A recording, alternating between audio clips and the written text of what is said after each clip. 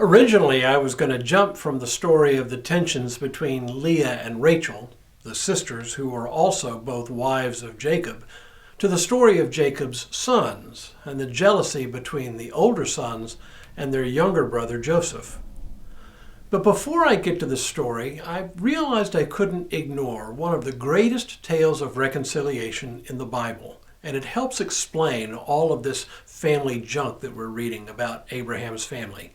It is the story of the reunion of Jacob and his brother Esau. Hello, I'm Stuart Baskin, pastor of First Presbyterian Church of Tyler, Texas.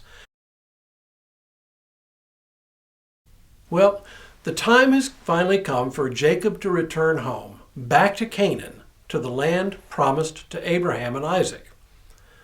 Isaac and Rebekah had sent him to Haran, to their ancestral home, for the ostensible purpose of finding him a wife from among their people. But part of the reason they sent him was that Rebekah sensed that Esau's anger at having been cheated out of his blessing from Isaac was intense enough that he would have killed Jacob. Rebekah, the schemer, had convinced Isaac that the reason to send him away was to find a wife.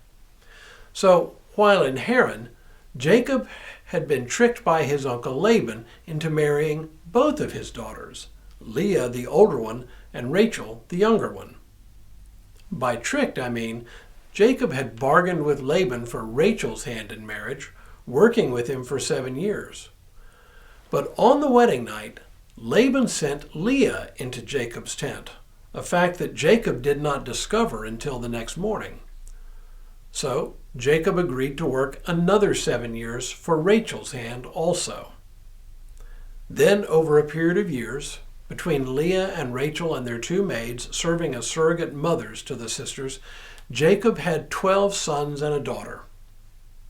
20 years have now passed, and Jacob has become a wealthy man, in part at the expense of his father-in-law, Laban.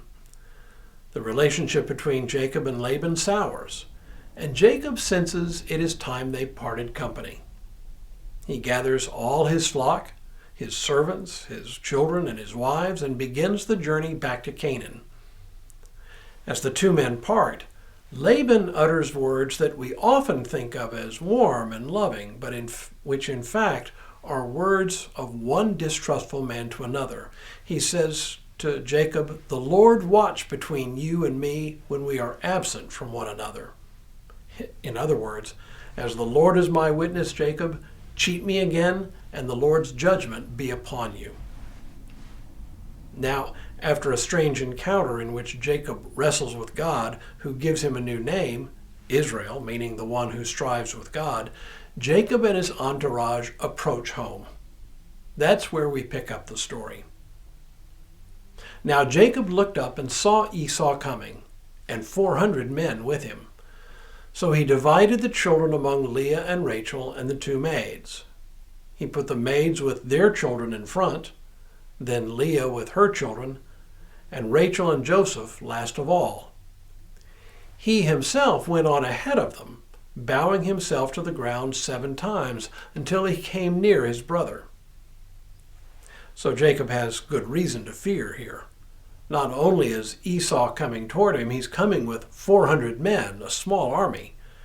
There could be only one reason for this, thinks Jacob. Esau means to exact his revenge on Jacob for Jacob's treachery some 20 years before. But that is not Esau's intention at all. Here's how the story continues. But Esau ran to meet him, and embraced him, and fell on his neck and kissed him, and they wept. When Esau looked up and saw the women and children, he said, "Who are these with you?" Jacob said, "The children whom God has graciously given your servant." Then the maids drew near, they and their children, and bowed down. Leah likewise and her children drew near and bowed down. And finally Joseph and Rachel drew near, and they bowed down. Esau said, "What do you mean by all this company that I met?" Jacob answered, "To find favor with my Lord." But Esau said, "I have enough, my brother. Keep what you have for yourself." Jacob said, "No, please. If I find favor with you, then accept my present from my hand. For truly to see your face is like seeing the face of God, since you have received me with such favor. Please accept my gift that is brought to you, because God has dealt graciously with me, and because I have everything I want." So he urged him, and he took it. To Esau's credit, he has apparently forgiven Jacob. And to Jacob's credit, he knows enough to offer gifts in gratitude. What he had apparently intended as an enticement to Esau to go easy on him, he now offers freely, even though Esau at first refuses the gesture.